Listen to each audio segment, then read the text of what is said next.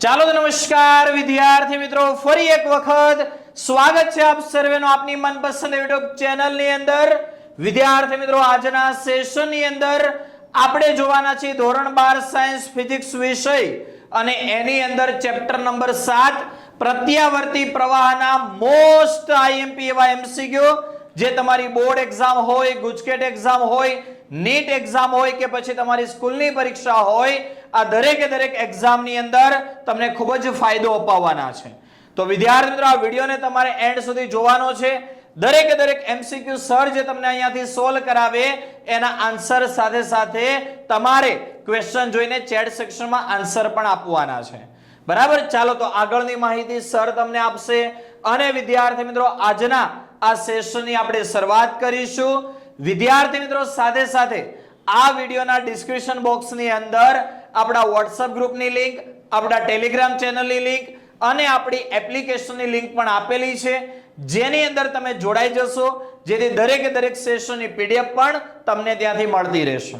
Okay, ચાલો તો શરૂઆત કરીએ આજના સેશનની। હેલો સ્ટુડન્ટ્સ, હું ડોક્ટર અમિત ગજ્જર તમારું આપની આ best channel chemistry by Nimesh સરની અંદર સ્વાગત કરું છું। બેટા, અત્યાર સુધી જો જોઈએ તો 1 થી 6 ચેપ્ટરના એમસીક્યુ તમે જોયા હશે અને નહીં જોયા હોય તો ચેનલની અંદર દરેક વિડીયો મુકાઈ ગયા છે, તો તમે એ જોઈ લેજો અને તમારા મિત્રો સુધી પણ પહોંચાડજો।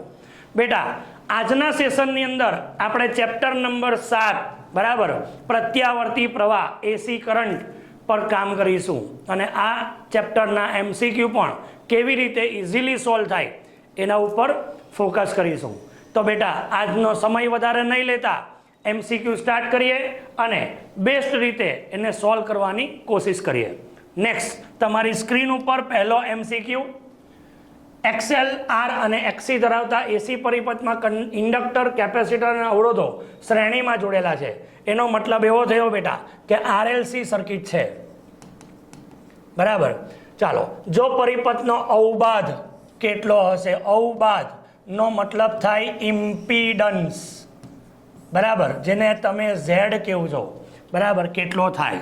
ચાલો વાત કરીએ છીએ ઝેડ નું સૂત્ર છે રૂટમાં R² plus XC minus XL hall square, આ રીતે સૂત્ર છે। પણ બેટા અહીંયા એવું કીધું છે કે XC અને XL સેમ છે, તો આખો ભાગ નીકળી જશે, માટે રૂટમાં R² અને તમને જવાબ R મળશે, જે તમારો સી આન્સર છે, બરાબર।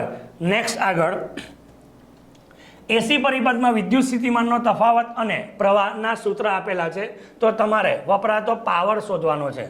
ચાલો બેટા, સૂત્રના બેઝ ઉપર પહેલા સૂત્ર પછી જોઈએ। પહેલા તો આપણે એનું સૂત્ર, પાવરનું સૂત્ર લખી દઈએ, VRMS IRMS cos ડેલ, આ એક સૂત્ર છે, બરાબર, જેમાં ડેલ એટલે પાવર ફેક્ટર, બરાબર। તમે ધ્યાનથી જોશો તો ખબર પડશે બેટા।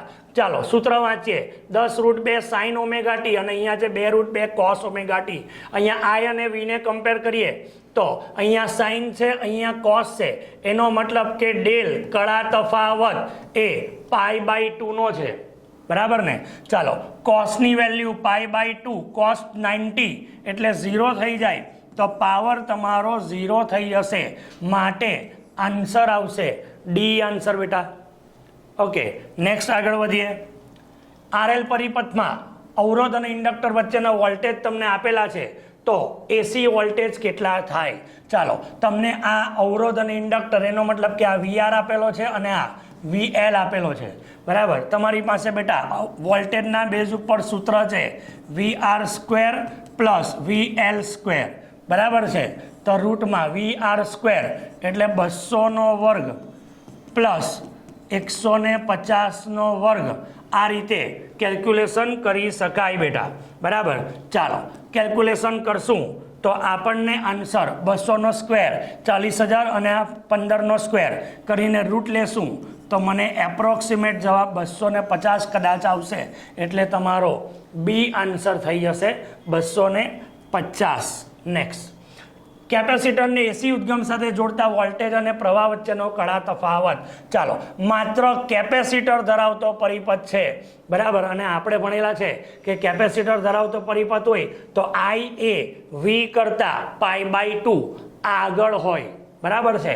અને માટે તમને જે આન્સર મળશે એ આન્સર શું આવશે? I એ V કરતા કળામાં π/2 આગળ. યાદ રાખજો, માત્ર R ધરાવતો હોય તો કળા સેમ, માત્ર L ધરાવતો હોય તો I એ V કરતા કળામાં π/2 પાછળ, અને માત્ર C ધરાવતો હોય તો π/2 આગળ આવશે. નેક્સ્ટ, કયા બિંદુએ પરિપથ ઇન્ડક્ટિવ હોય? ચાલો, ઇન્ડક્ટિવ પરિપથની વાત કરેલી છે બેટા, તમે ધ્યાનથી જુઓ તો ખબર પડે. આ XC નો ગ્રાફ છે, આ XL નો ગ્રાફ છે, બરાબર. અહીંયા ABC 3 પોઈન્ટ આપેલા છે. ચાલો, એ પાસે શું થાય છે? આ એ બિંદુ પાસે શું થાય છે? તો તમે ધ્યાનથી જુઓ, આ પોઈન્ટને હું આગળ લંબાવું, બરાબર, તો મને એટલી ખબર પડે કે એ પાસે, બરાબર, XC is greater than XL છે, બરાબર. બી પાસે જોશો, બી પાસે તો XC is equal two XL, approximate equal to આવવાના છે, બરાબર. બંનેની લેન્થ પ્રમાણે વિચારજો એટલે ખબર પડે. અને સી પાસે જોશો તો XC is less than XL આવવાનો છે, બરાબર. તો XC is less than XL એનો મતલબ XL મોટો થયો, તો ઇન્ડક્ટિવ પરિપથ કયા આવવાનો? તો ઇન્ડક્ટિવ પરિપથ સી પાસે આવવાનો, બરાબર કે નહીં બેટા? ચાલો, નેક્સ્ટ આગળ જોઈએ. વીનું સૂત્ર આપેલું છે, ના એક એસી ઉદ્ગમને 5 મિલી હેનરી ના ઇન્ડક્ટર સાથે જોડતા પરિપથનો ઇન્ડક્ટિવ રિએક્ટન્સને XL કહેવાય, જેને આપણે ઓમેગા L કહીએ છીએ. આ સૂત્ર સાથે કમ્પેર કરીએ તો Vm sin ઓમેગા t, એટલે ઓમેગા એ 628 થયો બેટા, અને L 5 મિલી એટલે 10⁻³ થાય, બરાબર. ચાલો, કેલ્ક્યુલેશન કરશો એટલે 3.14 જવાબ આવશે, બરાબર. તો આ તમારો XL થઈ ગયો, તમારો આન્સર કેટલો આવી ગયો? એ આન્સર આવી ગયો. નેક્સ્ટ આગળ વધીએ. શ્રેણી અનુક્રમમાં LCR સર્કિટ, LCRને અંતમાં વોલ્ટેજનું મૂલ્ય 50 વોલ્ટ છે. LC મિશ્રણના અંતે વોલ્ટેજનું મૂલ્ય કેટલું થાય? સિમ્પલ છે, બરાબર. LCR 3 અનુક્રમ નથી, શ્રેણી અનુનાદ છે, અનુનાદ, બરાબર. તો શ્રેણી અનુનાદમાં LCR પરિપથ છે, એના અંતમાં વોલ્ટેજ 50 વોલ્ટ આવે છે. તો તમને સૂત્ર ખબર જ છે કે V ઇઝ ઇક્વલ ટુ રૂટમાં VR² plus VC minus VL whole square. અને અનુનાદ આવે તો આ પાર્ટ 0 થઈ જાય, બરાબર. તો જે પણ વોલ્ટેજ હશે 50 વોલ્ટ એ કોના હશે? તો ખાલી આરના જ હશે, બરાબર ને બેટા? તો L અને C માટે વોલ્ટેજનું મૂલ્ય કેટલું થઈ જાય? તો L અને C માટે વોલ્ટેજનું મૂલ્ય 0 થઈ જશે બેટા. ઓકે, નેક્સ્ટ આગળ. એસી પ્રવાહ ડીસી એમીટર માપતો નથી, કારણ કે પહેલું, એસી પ્રવાહ ડીસી એમીટરમાંથી પસાર નહીં થાય. એસી પ્રવાહનું મૂલ્ય, પ્રવાહનું એક આવતકાળ પર સરેરાશ મૂલ્ય 0 થાય. ડીસી એમીટર ડેમેજ થાય અને એસી પ્રવાહની દિશા બદલાય ના, બરાબર. આપણે ભણી ચૂકેલા છે બેટા, એસી શબ્દ આવે એટલે હંમેશા RMS વેલ્યુ લેવી પડે, અને RMS વેલ્યુ લેવો તો એકમ આવતકાળ દીઠ સરેરાશ 0 થાય, અને માટે એકમ આવતકાળ દીઠ સરેરાશ 0 થાય. નેક્સ્ટ, ઇન્ડક્ટર અને અવરોધને એસી ઉદ્ગમ સાથે જોડેલા છે. ઉદ્ગમની આવૃત્તિ વધારતા પ્રવાહ અને વોલ્ટેજ વચ્ચેનો કળા તફાવત અને ઇન્ડક્ટર વચ્ચે વોલ્ટેજનું શું થશે? બરાબર, એકદમ ઇઝી છે. આપણી પાસે 10 નું સૂત્ર હતું ઇન્ડક્ટર અને રેઝિસ્ટરના બેઝ ઉપર XL/R, બરાબર. અને એના બેઝ ઉપર જો જોઈએ તો બંને શ્રેણીમાં છે, માટે તે સતત વધે, બરાબર. નેક્સ્ટ, એસી પરિપથમાં પ્રવાહ અને વોલ્ટેજ વચ્ચેનો કળા તફાવત π/2 છે, તો કયો વિકલ્પ સાચો નથી? બરાબર. ચાલો, માત્ર Lમાં તો π/2 જ આવે, માત્ર Lમાં π/2 પાછળ, અહીંયા π/2 આગળ. LC હોય તો આરની સાપેક્ષે ઉપર નીચે જોઈએ તો એમાં બી π/2 નો ગેપ આવવાનો, પણ RLમાં ગેપ નહીં આવે, બરાબર. એટલે આન્સર આવશે RL. નેક્સ્ટ, LCR પરિપથમાં અનુનાદ આવૃત્તિ 50 કિલોહર્ટ્ઝ એલનું મૂલ્ય બમણું કરવામાં આવે, સીનું મૂલ્ય 1/8 ગણું કરવામાં આવે તો નવી આવૃત્તિ કેટલી થાય? એકદમ સિમ્પલ વિચારો. તો આપણી પાસે અનુનાદનું સૂત્ર 1/2π√LC આવું સૂત્ર છે, બરાબર છે. તો એના બેઝ ઉપર હું f'/f કરી દઉં તો 1/2π તો જતા રહ્યા, તો 1/√માં એલની જગ્યાએ બમણું કરવાનું છે એટલે 2l, બરાબર. અને સીની વેલ્યુ 8મા ભાગની કરવાની છે એટલે c/8 ના છેદમાં 1/√LC થશે કે નહીં બેટા? ચાલો, તો તમારે અહીંયા આવશે 1/ અહીંયા 2 ચોક 8 એટલે રૂટમાં 4LC થશે અને અહીંયા 1/√માં LC થશે. તો LC ગયા તો તમારું 1/2 ના છેદમાં 1/1 એટલે 1/2 તમારો f આવ્યો, બરાબર. હવે તમને f' ને કરતા બનાવે તો f × 1/2 થાય, બરાબર. fની વેલ્યુ 500 કિલોહર્ટ્ઝ એટલે 510⁵, બરાબર, / 2 એટલે 250 × 10⁵, બરાબર, 250 કિલોહર્ટ્ઝ આવૃત્તિ મળે. તમારો આન્સર એ આન્સર થઈ જાય બેટા, બરાબર ને? ચાલો, તો કેલ્ક્યુલેશન આ રીતે બેસશે. તમારે f' શોધવાનો છે ને, નવી આવૃત્તિ શોધવાની છે, બરાબર. ચેક કરી લઈએ ફરીથી એકવાર. 1/√2 LC, બરાબર. આ LC ગયા તો 1/√2 1/2, બરાબર. 1/2 આવશે f', બરાબર. ચાલો, 1/2 આવ્યો તો આપણે કેલ્ક્યુલેશન કરીએ તો જવાબ તમારો આ જ થાય છે, બરાબર. f' ને કરતા બનાવો, f સામે ગયા, ઓકે, બરાબર. ચાલો નેક્સ્ટ આગળ વધીએ. એસીનું ડીસીમાં રૂપાંતર કરવાની પ્રક્રિયાને શું કહેવાય? તો એસીમાંથી ડીસી બનાવો તો રેક્ટિફિકેશન થાય, બરાબર. તો આન્સર આવશે rectification, C answer. Next, LCR શ્રેણીપથમાં ઇન્ડક્ટર, અવરોધ અને કેપેસિટરના વોલ્ટ આપેલા છે તો એસી વોલ્ટ કેટલા થાય? વારંવાર આ સૂત્રનો ઉપયોગ કરીએ છીએ. V √માં VR² VC - VL², બરાબર. ચાલો, VR ઇન્ડક્ટર માટેના વોલ્ટ છે VL, આ VL છે, અવરોધ માટેના VR અને કેપેસિટર માટેના VC આ રીતે છે. તો VR તમારા 40² થઈ ગયો પ્લસ VC તમારા 30 - 60² થઈ ગયો. તો રૂટમાં 40² વત્તા -30² એટલે +30² થયો, બરાબર છે. ચાલો કેલ્ક્યુલેશન કરશો એટલે તમારો જવાબ 50 આવી જાય. તો તમારો આન્સર એ આવી જશે 50. Okay, next. ખુલ્લા તારનો એ મીટરના ઉપયોગ કોના માટે થાય છે? ખુલ્લા તારનો એ મીટરના ઉપયોગ, બરાબર, શેના માટે થાય? એસી ડીસી કોના માટે થાય? તો યસ, ખુલ્લા તારનો એ મીટર છે તો એસી ડીસી બંને માટે થવાનો, બરાબર. તો આન્સર આવશે એ. નેક્સ્ટ, અવરોધની વચ્ચે રહેલો એસી વોલ્ટેજ કોના દ્વારા માપી શકાય? ગરમ વોલ્ટમીટરના તાર વડે, બરાબર. સ્થિતિમાન ધરાવતા ગૂંચળાવાળા ગેલ્વેનોમીટર વડે, ફરતા ગૂંચળાવાળા ગેલ્વેનોમીટર વડે અને ફરતા ચુંબકવાળા, ના, ચલિત ગેલ્વેનોમીટર. ફરતા ગૂંચળા ઇંગ્લિશનું ગુજરાતી ટ્રાન્સલેટ કરેલું છે, બરાબર, ખરેખર આવે ચલિત ગેલ્વેનોમીટર. ચલિત ગેલ્વેનોમીટર એટલે મૂવેબલ, બરાબર, વેલ્યુ ચેન્જ થાય એ રીતે. એસી ઉદ્ગમનો મહત્તમ વોલ્ટેજ ખાલી જગ્યાને બરાબર હોય.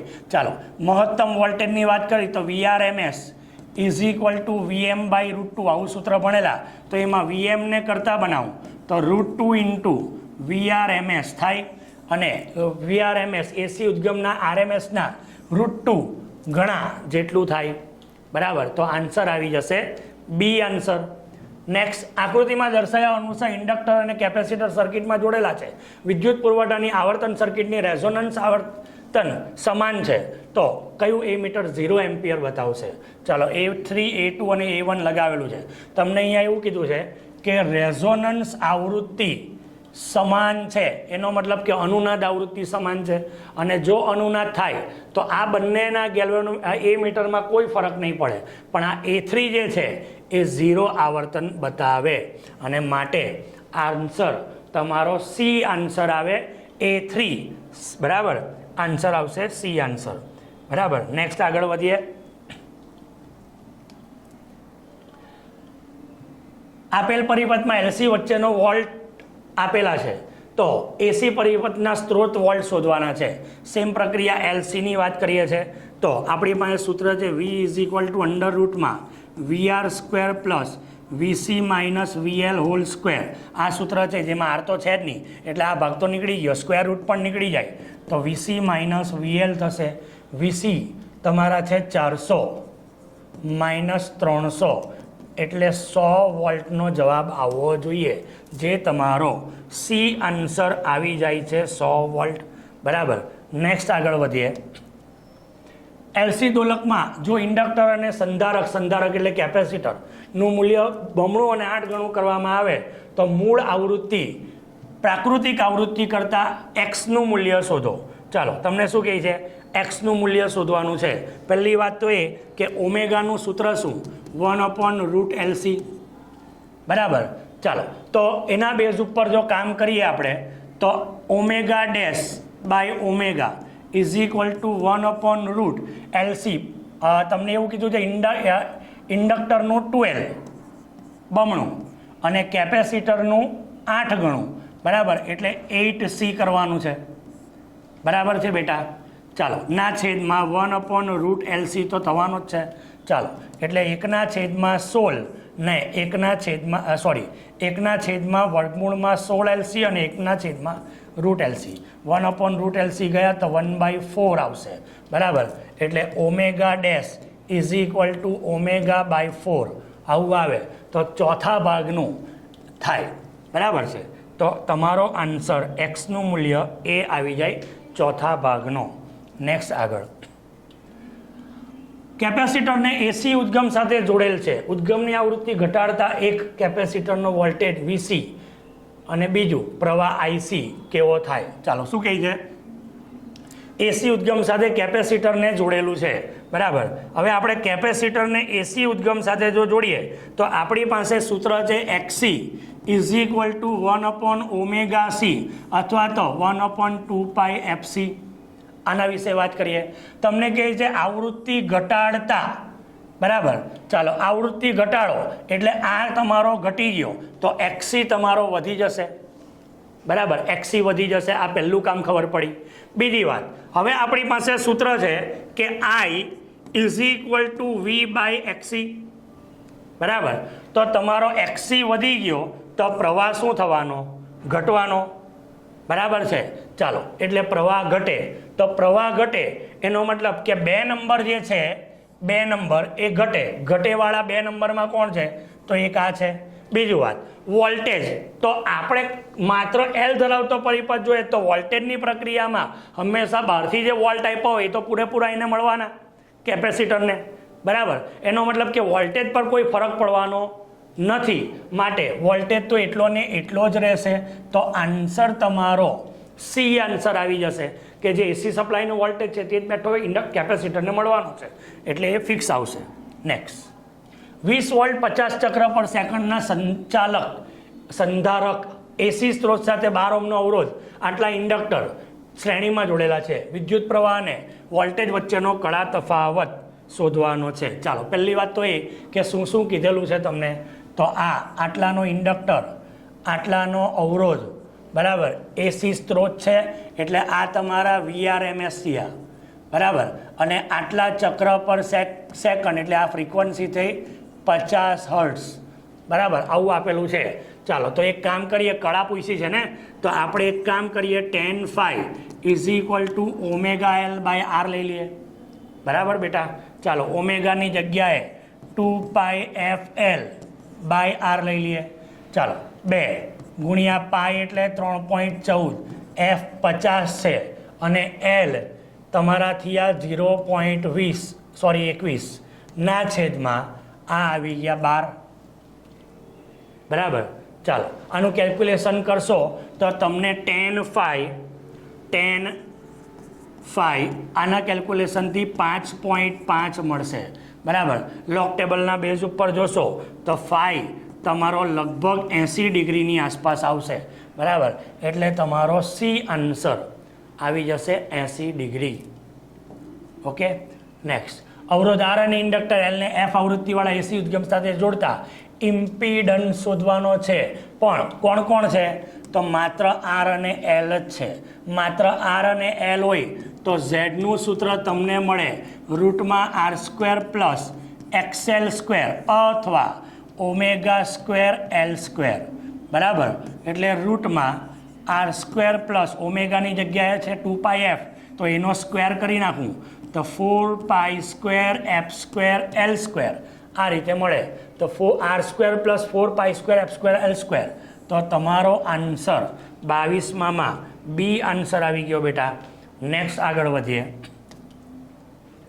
110 વોલ્ટ ડીસી હીટરને એસી સ્ત્રોતમાં ઉપયોગમાં લેવામાં આવે છે. જો સમાન સમયમાં 110 વોલ્ટ ડીસી સાથે જોડતા જેટલી ગરમી ઉત્પન્ન થાય એટલી જ ગરમી એસી સ્ત્રોત સાથે ઉત્પન્ન થાય તો અલ્ટરનેટિંગ વિદ્યુત સ્થિતિમાનનું આરએમએસ મૂલ્ય શોધવાનું છે. જો અહીંયા એવું લખેલું છે કે ગરમી સેમ ઉત્પન્ન થાય છે, ગરમી સેમ ઉત્પન્ન થાય છે, એટલી જ ગરમી, બરાબર. એનો મતલબ કે હીટ સેમ આવ્યું, બરાબર. તમારે કોની પ્રક્રિયા કીધી છે? અહીંયા તમને એસીની વાત કરી છે અને અહીંયા તમને ડીસીની વાત કરી છે, બરાબર. તો હું આવું લખી શકું કે heat in AC is equal two heat in DC. થાય કે નહીં બેટા? બરાબર. ચાલો હવે આપણી પાસે સૂત્ર છે એસી માટે VRMS V²/R સૂત્ર આવે ને, અને અહીંયા આવે ખાલી VRMS નહીં આવે, ડીસીમાં ખાલી વોલ્ટ આવે તો V²/R. થાય કે નહીં બેટા? બરાબર. ચાલો અવરોધ તો સેમ જ છે, હીટર એક જ છે એટલે અવરોધ સેમ છે. તો V²RMS is equal two V² માટે VRMS is equal two V. કેટલા વોલ્ટ છે? 110 વોલ્ટ છે. તો તમારો VRMS પણ 110 વોલ્ટ જ આવવાનો, જે તમારો એ આન્સર થઈ જાય છે. નેક્સ્ટ. એસી પ્રવાહનું સૂત્ર આપેલું છે, પ્રવાહનું મહત્તમ મૂલ્ય પૂછેલું છે. ચાલો આ છે તમારો IM, બરાબર. આ છે તમારો ઓમેગા અને પ્રવાહનું મહત્તમ મૂલ્ય તમને પૂછેલું છે, બરાબર. શું કરશું બોલો? પ્રવાહના મહત્તમ મૂલ્ય માટે શું કરશું? તો આપણી પાસે I is equal two IM sine omega T આવું સૂત્ર છે, બરાબર. એમાં તમને પૂછ્યું એ પ્રવાહનું મહત્તમ મૂલ્ય કેટલા સમય પછી થાય, સમયની વાત કરેલી છે. ચાલો સમયના બેઝ ઉપર જો જોઈએ તો આપણી પાસે પ્રવાહનું મેક્સિમમ મૂલ્ય ક્યારે થાય છે? તો IM 100 છે અને 200 પાઈ છે, બરાબર. તો મેક્સિમમ મૂલ્ય એટલે કે મહત્તમ પ્રવાહ, યાદ રાખવાનું છે કે મહત્તમ પ્રવાહ ક્યારે થાય? તો આવર્તકાળના ચોથા ભાગમાં થાય. કેમ? કારણ કે સાઇન વેવ છે. સાઇન વેવ માટે જોઈએ તો આ સાઇન વેવ થઈ ગયો. સાઇન વેવ માટે આ જે છે એ તમારો આવર્તકાળ થઈ ગયો. તો અહીંયા તમારે T/2 આવે તો મહત્તમ મૂલ્ય અહીંયા T/4 થાય કે નહીં બેટા? તો મહત્તમ મૂલ્ય T/4 પર આવે, બરાબર. ચાલો T/4 પર મહત્તમ મૂલ્ય આવ્યું તો એના માટે હું કેલ્ક્યુલેશન કરું તો મને મળે ઓમેગા ઇઝ ઇક્વલ ટુ 200 પાઈ. હવે ઓમેગાની જગ્યા આવી જાય 2π/T આવી જશે. તો મને ટી કેટલો મળી જાય? તો આ તમારા ગયા 100 બચશે તો T ઇઝ ઇક્વલ ટુ 1/100 તમારો આવ્યો, બરાબર. માટે સમય પૂછ્યો છે ને, તો T is equal two T/4 જે હતો એમાં ટીની વેલ્યુ આ મૂકી દઉં તો 1/100/4, એનો મતલબ 1/400 સેકન્ડ. ચાલો 1/400 કશે છે?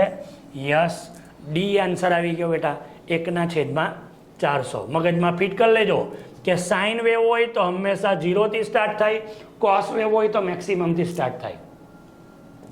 નેક્સ્ટ. ચોક કોઇલમાં શું હોય છે? બરાબર. ચોક કોઇલ એટલે વન ટાઈપ ઓફ કોઇલ, પણ એ એવી કોઇલ કે જેનો અવરોધ ઓછો હોય અને ઇન્ડક્ટન્સ વધારે હોય.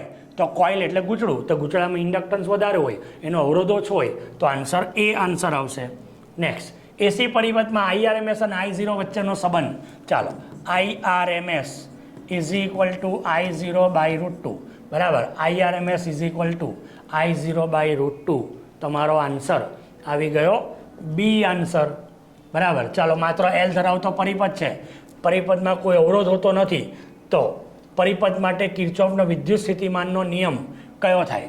એલ ધરાવતો પરિપથ છે એનો મતલબ કે આના પૂરેપૂરા વોલ્ટ આને મળવાના, બરાબર. તો આપણી પાસે એક સૂત્ર હતું, યાદ કરો ઇન્ડક્ટન્સને માટે, V = L di/dt હતું કે નહીં? તો એ સૂત્ર આવ્યું આ છે, V = L di/dt. તો તમારો બી આન્સર આવી જશે બેટા. નેક્સ્ટ, જો પ્રવાહ વોલ્ટેજ કરતાં π/2 પાછળ હોય તો પરિપથમાં શું છે? પરિપથમાં એલ છે, બરાબર. પ્રવાહ વોલ્ટેજ કરતાં π/2 I એ V કરતાં π/2 પાછળ, તો એ માત્ર એલ ધરાવતો પરિપથ થાય, માત્ર એલ ધરાવતો, બરાબર. નેક્સ્ટ આગળ જો વાત કરીએ તો કેપેસિટરમાં પ્રવાહનું વહન થતું નથી, બરાબર. કેમ કેપેસિટરમાં પ્રવાહનું વહન નહીં થતું? કારણ કે એ ડીસી સપ્લાયને પસાર થવા દે છે, બરાબર. માટે હજુ તમારે ડીપમાં જો જોવું હોય તો પ્રવાહનું વહન નહીં થતું એવું જો હું વિચારું તો એ કઈ રીતે?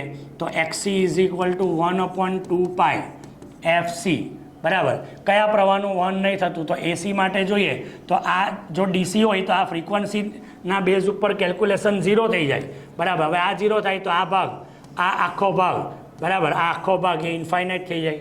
માટે ડીસી પ્રવાહની અંદર વહન થતું નથી. નેક્સ્ટ આગળ, અલ્ટરનેટિંગ વિદ્યુત પ્રવાહ પરિપથમાં એસી મીટર કોનું માપન કરે છે? બરાબર. તો હંમેશા એસી સપ્લાય હોય તો આરએમએસનું જ માપન થાય, માટે જવાબ આવશે આરએમએસ વેલ્યુ, બરાબર. વોલ્ટ મીટર સાદું હોય તો એ ડીસી માપી શકે અને આરએમએસ વોલ્ટ મીટર હોય તો એ એસી માપી શકે. નેક્સ્ટ, પરિપથમાં પ્રવાહનું સૂત્ર આપેલું છે, પરિપથમાં વોલ્ટેજનું સૂત્ર પણ આપેલું છે, તો પાવર વપરાશ એ કેટલો થાય? ચાલો પાવર શોધવાનો છે બેટા, બરાબર. આપણી પાસે સૂત્ર જ છે બધાનું, P = VRMS IRMS cos phi, બરાબર. અહીંયા તમે જોઈ શકો છો કે બંને છે તો સાઇનવાળા જ, બંને છે સાઇનવાળા, પણ બંને વચ્ચે π/2 નો ડિફરન્સ છે અને π/2 નો ડિફરન્સ હોય તો ફાઈની વેલ્યુ π/2 મળી ગઈ, cos 90 0 થઈ જાય તો પાવર 0 થઈ જાય અને પાવર 0 થાય તો તમારો આન્સર ડી આન્સર આવી જશે 0. નેક્સ્ટ, નીચેનામાંથી કયો એકમ M1L2Q-2 સૂત્ર બતાવે છે? Q એ વિદ્યુત ભાર, એકદમ સિમ્પલ વાત છે, બરાબર. હેનરી આવશે, ચેક કરીએ કેમ હેનરી આવે, બરાબર. ચાલો, હેનરી એટલે શું? તો હેનરી માટેનું કેલ્ક્યુલેશન જોઈએ, બરાબર. તો ઇન્ડક્ટન્સ આવે, બરાબર. L = 5/I આવે, બરાબર. ચાલો, ફાઈની જગ્યાએ હું લખી શકું BA અને I લખી શકાય. ચાલો, બી એટલે ચુંબકીય ક્ષેત્ર અને એ, ચાલો તો આઈનું ક્ષેત્રફળનું આ L2 થાય, બરાબર. એટલે M1T-2 Q-1, M1T-2 Q-1 L2 ના છેદમાં એ, I = Q/T, એટલે અહીંયા બી હું લખી શકું Q1 Q/T એટલે T-1 લખી શકાય આવું, બરાબર. તો એના બેઝ ઉપર હું જો કેલ્ક્યુલેશન કરું M1T-1 Q-1, બરાબર, અહીં M1T-1 Q-1 આનું જો કેલ્ક્યુલેશન કરું તો મને શું મળે? તો M1 T ઉપર જાય એટલે T તો તમારો 0 થઈ ગયો, બરાબર. Q ઉપર જાય એટલે Qની -2 થઈ ગયો અને L2 થઈ જાય તો તમને મળે M1L2 ના છેદમાં Q2 આવું મળે. M1L2 ના છેદમાં Q2 આવી ગયો એટલે તમારો આન્સર હેનરી ઇન્ડક્ટન્સનો એકમ આવી જાય, ઇન્ડક્ટન્સ, બરાબર. નેક્સ્ટ આગળ જોઈએ, એસી વોલ્ટેજને એક અવરોધ R અને L સાથે શ્રેણીમાં જોડેલા છે. R અને ઇન્ડક્ટિવ રિએક્ટન્સ બંનેનું મૂલ્ય 3 ઓહ્મ હોય તો લાગુ પાડેલ વોલ્ટેજ અને પ્રવાહ વચ્ચેનો કળા તફાવત શોધવાનો છે. ચાલો, 10 બરાબર.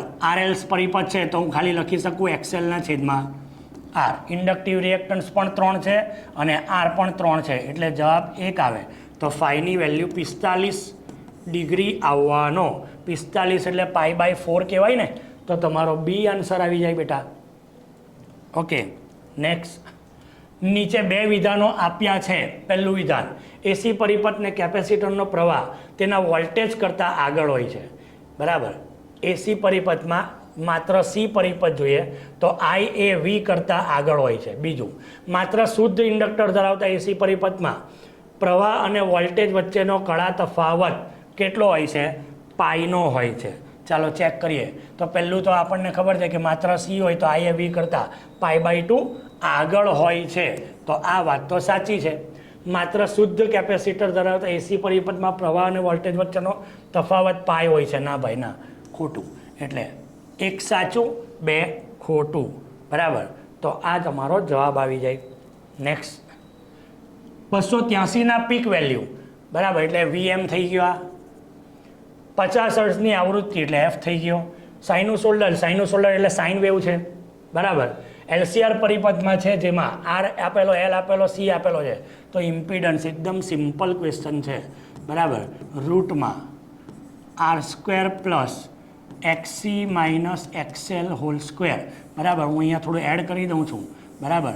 તો મને મળશે રૂટમાં XC એટલે 1/2πfc માઇનસ 2πfl આખાનો સ્ક્વેર. આવી રીતે હું કરી શકું. ચાલો પહેલાં અલગ અલગથી કે બધા શોધી લેવા છે.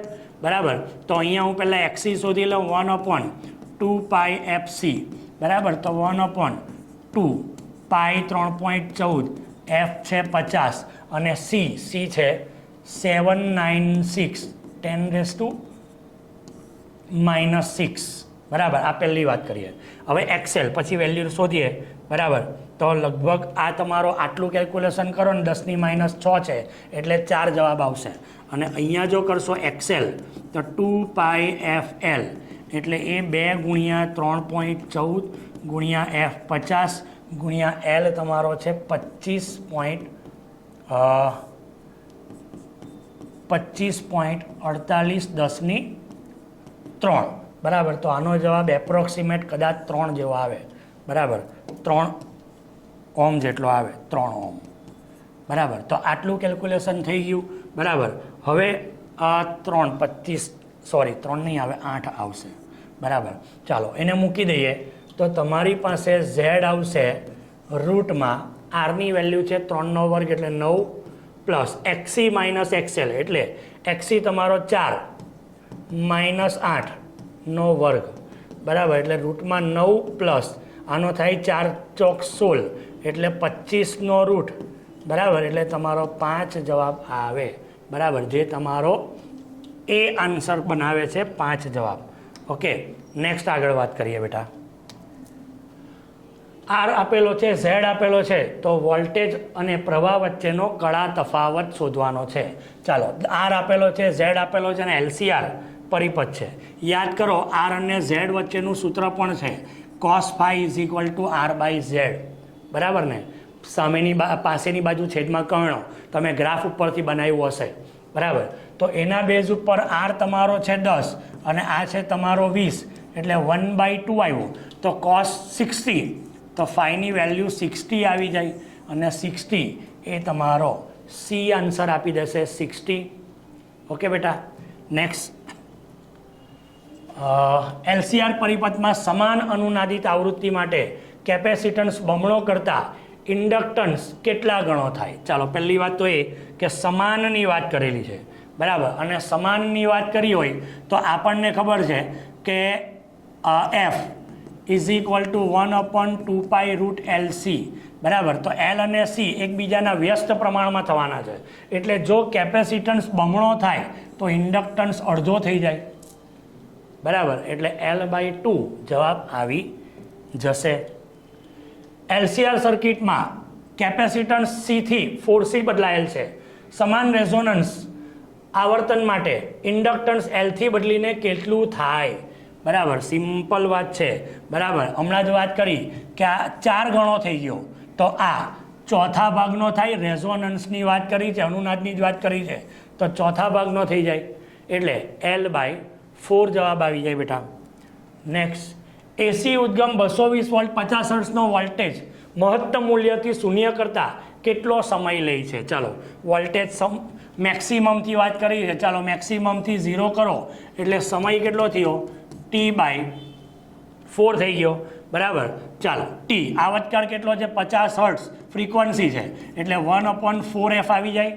તો 1/4 તો છે જ, એફની વેલ્યુ 50, 5 ચોક 20, 1/200. બરાબર. ચાલો 1/200 એટલે કેટલો થાય 0.5/100 બરાબર ને, આટલું થાય એટલે 5/5 તમારો જવાબ આવી જાય. ઓકે બેટા. નેક્સ્ટ, એસી પરિપથમાં વી અને આઈ હોય તો પાવર લોસ કેટલો થાય? ચાલો પાવર લોસનું સૂત્ર શું? તો આપણને ખબર છે કે પાવર લોસ એ આપણને P = VRMS IRMS cos phi. તો પાવર લોસનો તો આધાર આના પર છે, બાકી VRMS IRMS એ તો ફિક્સ છે બરાબર. માટે પાવર લોસ એ કડા તફાવત પર આધાર રાખે છે બરાબર. આ તમારો ડી આન્સર આવી જાય. નેક્સ્ટ, LCR પરિપથને VAC વોલ્ટ ધરાવતા એસી સ્ત્રોત સાથે જોડેલ છે. આવૃત્તિ બદલી શકાય છે. તો કોઈ આવૃત્તિ માટે અવરોધ વચ્ચે વિદ્યુત સ્થિતિમાનનો તફાવત મેક્સિમમ ક્યારે હોય? ચાલો મેક્સિમમ તમને પૂછ્યો છે બરાબર, અને કોઈક ચોક્કસ આવૃત્તિની વાત કરે છે તો આપણી પાસે સૂત્ર છે F = 1/2π √LC બરાબર છે.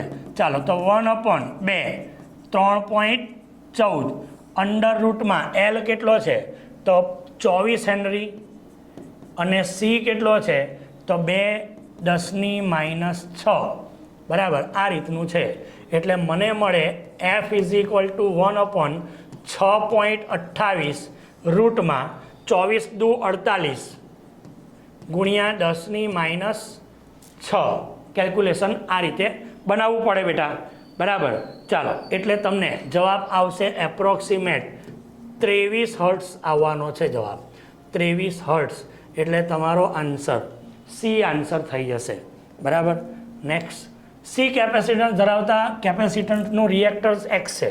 જો કેપેસિટર અને આવૃત્તિનું મૂલ્ય બમણું થાય તો રિએક્ટન્સ કેટલું થાય? ચાલો પહેલી વાત તો તમને એવી કરી કે XC = આપણી પાસે સૂત્ર છે ઓમેગા સી = 1/2π FC. આવું આપણને ખબર છે. હવે એના બેઝ ઉપર કેપેસિટન્સ અને આવૃત્તિનું મૂલ્ય બમણું કરવાનું છે તો પછી XC' = 1/2π 2F અને 2C આવું થાય બરાબર બેટા.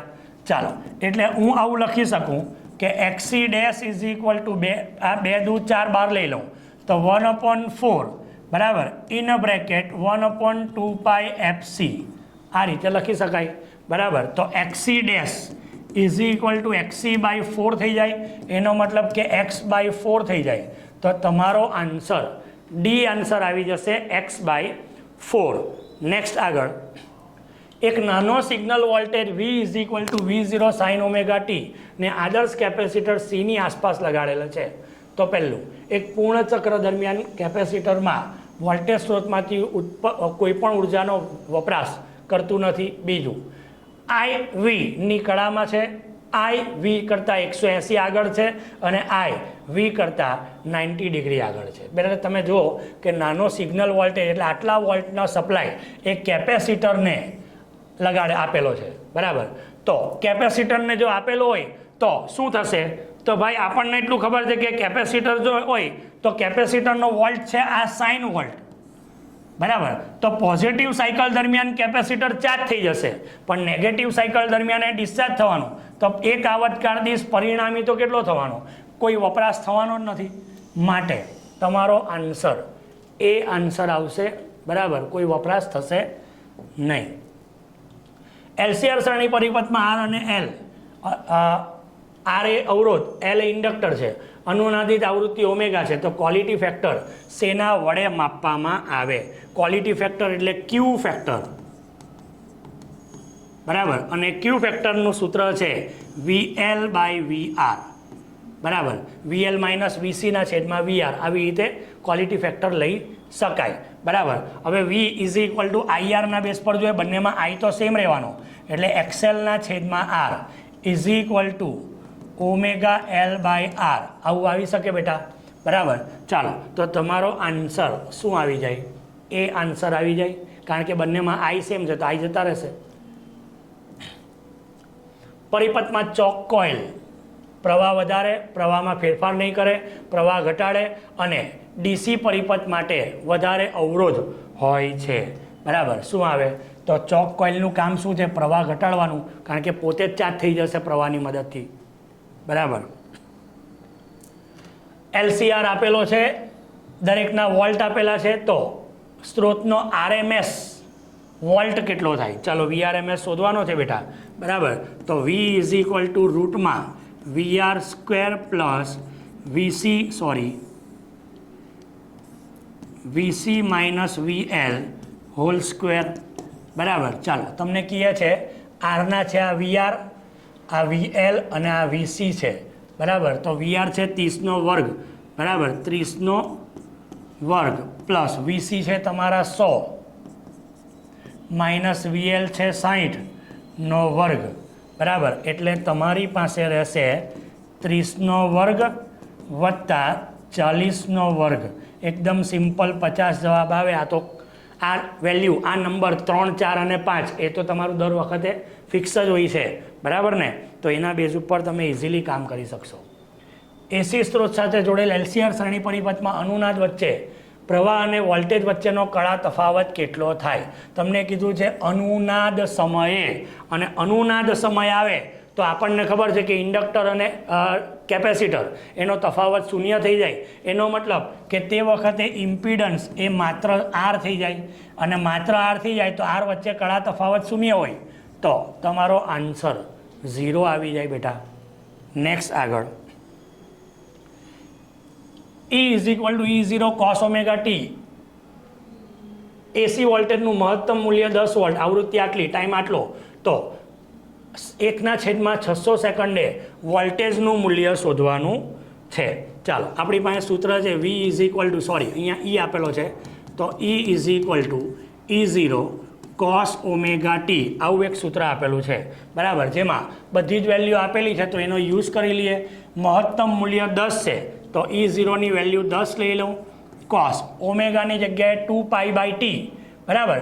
તો 2π/t એટલે 2π આવૃત્તિ 2πf લઈએ ને, એટલે 50 હર્ટ્ઝ, એટલે અહીંયા 50 આવશે. સમય t 1/600 આવી જશે બેટા. બરાબર.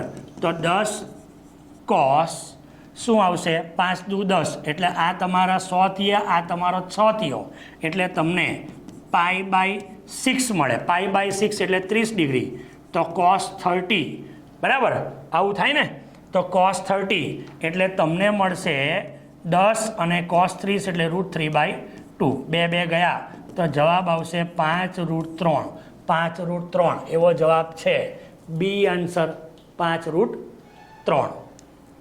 નેક્સ્ટ, LCR પરિપથમાં L, R અને C ના વોલ્ટ આપેલા છે, એટલે આ તમારા VL છે, VR છે અને VC છે. હું દર વખતે આવું કેમ લખું છું? કારણ કે જ્યારે વેલ્યુ એક સાથે આપેલી હોય ને, ત્યારે બહુ બધી પ્રોબ્લેમ થાય. કોને L લેવાનો, કોને C લેવાનો, કોઈ વાર ભૂલથી ઊંધું લેવાઈ ગયું. LCR આપણે દર વખતે એવું જ બોલતા હોઈએ. બરાબર. તો તે વખતે જો ઊંધું લેવાઈ ગયું તો લોચો પડી જાય. બરાબર. એટલે ઊંધું નહીં લેવાય ને, એટલા માટે હું અહીંયા જે સિક્વન્સ હોય ને એ સિક્વન્સ પ્રમાણે પહેલેથી લખી દઉં છું, કે જેથી તમને પ્રોબ્લેમ નહીં આવે. બરાબર. અને ગણતી વખતે ખોટો નહીં પડે, કારણ કે જો ખોટો કર્યો ને તો એના 4 ઓપ્શન બી અંદર તો હોય જ. બરાબર. એટલે એ ખાસ ધ્યાન રાખવાનું છે.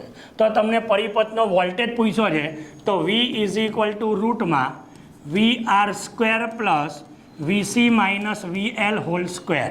ચાલો VR સ્ક્વેર, VR તરીકે 8નો વર્ગ, VC તરીકે 40 છે, માઇનસ આ છે 46નો વર્ગ. ચાલો રૂટમાં 8નો વર્ગ પ્લસ આ તમારા 6 થયા, 6નો વર્ગ, 8 × 8 = 64 અને 6 × 36 રૂટમાં, એટલે 10 જવાબ આવવો જોઈએ, જે તમારો સી આન્સર થઈ ગયો છે. બરાબર છે. નેક્સ્ટ આગળ વધીએ. LCR પરિપથમાં L, C અને R આપેલા છે, શ્રેણીમાં જોડેલા છે, તો અનુનાદીય કોણીય આવૃત્તિ શોધવાની છે. ચાલો અનુનાદની વાત કરી. બરાબર. અને અનુનાદની વાત કરીએ તો ખાલી ઇમ્પિડન્સ Z. બરાબર. ચાલો ને ડાયરેક્ટ કરીએ. F is equal two 1/2π√LC. આવું સૂત્ર આપણે ભણી જ ગયા છે. બરાબર છે. ચાલો તો અનુનાદીય કોણીય આવૃત્તિ 1/2π3.14 રૂટમાં L તમારો 8 છે અને C તમારો 0.5 10⁻⁶ છે. બરાબર. આ તમારા 4 થઈ ગયા. બરાબર, એટલે તમને મળશે 1/6.28, બરાબર, અને રૂટમાં 4નો વર્ગ એટલે રૂટ કાઢી જ નાખું છું તો થશે 2×10⁻3, બરાબર. ચાલો આનું કેલ્ક્યુલેશન કરશો તમને તો કોણીય આવૃત્તિ રેડિયનની અંદર તમને મળશે 500, બરાબર, જે તમારો એ આન્સર છે. બરાબર, તો બેટા તમે જોયું હશે દરેકે દરેક MCQ ના પરફેક્ટલી જો ઓબ્ઝર્વેશન કરો તો તમને એટલી ખબર પડે કે પહેલું અનુનાદવાળો પોર્શન વારંવાર આવે છે, બીજું LCR પરિપથવાળો પોર્શન વારંવાર આવે છે, બરાબર, કે જેની અંદર ઇમ્પિડન્સ કામ લાગે છે આપણને, બીજું અનુનાદના બેઝ પર ઇમ્પિડન્સ જો કરશો તો L અને C નીકળી જશે એટલે R આવશે, બરાબર, અને ત્રીજું tan ડેલ અને cos ડેલ એટલે કે પાવર ફેક્ટરવાળા, બરાબર. આટલું યાદ રાખો એટલે LCRના બધા કન્સેપ્ટ પતી ગયા, બરાબર. બસ આ જ પોઈન્ટ યાદ રાખવાના છે અને એના બેઝ ઉપર એકદમ ફાસ્ટમાં MCQ તમે સોલ્વ કરી શકશો. ઓકે, ચાલો તો વિદ્યાર્થી મિત્રો ફટાફટ જણાવી દેશો આજનો આ સેશન તમને કેવો લાગ્યો છે. વિદ્યાર્થી મિત્રો ઘણા બધા વિદ્યાર્થીઓના ક્વેશ્ચન હોય છે કે સર અમારા MCQ માં માર્ક્સ કપાય છે. થિયરી ની અંદર તો સારો સ્કોર કવર કરી લઈએ છીએ પણ MCQ ની અંદર સ્કોર નથી થતો, એના માટે શું કરવું? ઘણા વિદ્યાર્થીઓના સર એવા પણ મેસેજ આવે છે કે સર MCQ માટે કઈ બુક વાંચવી? વિદ્યાર્થી મિત્રો તમારે વધારે મહેનત ના કરવી પડે એટલા માટે જ તમારા માટે લઈને અમે આવી ચૂક્યા છે આખી MCQ ની સિરીઝ, જેની અંદર સરે તમને 1 થી 6 ચેપ્ટરના MCQ સોલ્વ કરાવી દીધા છે.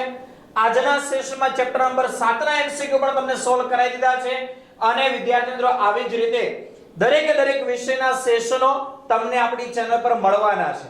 તો ફટાફટ અત્યારે જ વિડિયોને લાઈક કરી દો, મેક્સિમમ તમારી પાસે જે ગ્રુપ હોય એમની અંદર આ લિંકને શેર કરી દો અને આપણી આ ચેનલને સબસ્ક્રાઇબ કરી બેલ આઇકન બટન પર ઓલ નોટિફિકેશન ઓન કરી દો એટલે દરેક લેક્ચરની નોટિફિકેશન તમારા સુધી પહોંચતી રહે. જે કોઈ પણ વિદ્યાર્થી મિત્રો નીટ 2025 માટેની તૈયારી કરતા હોય તો એમના માટે પણ અહીંયા સંપૂર્ણ ઇન્ફોર્મેશન આપેલી છે. નીટ 2025 માટેની આપણી ઓનલાઈન અને ઓફલાઈન બેચ છે જેની ટોટલ ફી 14999 છે, જે ઓફર પીરિયડ ની અંદર તમને મળે છે માત્ર 11999. સાથે સાથે જે વિદ્યાર્થીઓ બોર્ડ તથા ગુજકેટ પરીક્ષા 2025 ને ટાર્ગેટ કરતા હોય તો એમના માટેની પણ સ્પેશિયલ બેચ અવેલેબલ છે જેની ઓરિજિનલ ફી 15000 રૂપિયા છે પણ તમને આ ડિસ્કાઉન્ટ પ્રાઇસ ની અંદર મળશે માત્ર 9999 રૂપિયા ફી ની અંદર. તો તમે બોર્ડ ગુજકેટ નીટ કોઈ પણ પરીક્ષાની તૈયારી કરવા ઈચ્છતા હોય તો તમારે કોન્ટેક્ટ કરવાનો રહેશે અહીંયા આપેલા કોન્ટેક્ટ નંબર ઉપર જે છે 8866605548 ઉપર. ઓકે, ચાલો હવે તમારો પ્રશ્ન હશે સર આ સેશનની PDF ક્યાંથી મળશે? તો પ્લે સ્ટોર માં કેમિસ્ટ્રી બાય નિમેશ સર આપણી એપ્લિકેશન છે ડાઉનલોડ કરી લો, લોગિન કરો, ફ્રી સ્ટડી મટીરીયલ લખ્યું છે ત્યાંથી તમને આની PDF પણ મળી જશે. ચાલો તો હવે મળીએ નવા સેશનની અંદર, ત્યાં સુધી બાય બાય, આવજો.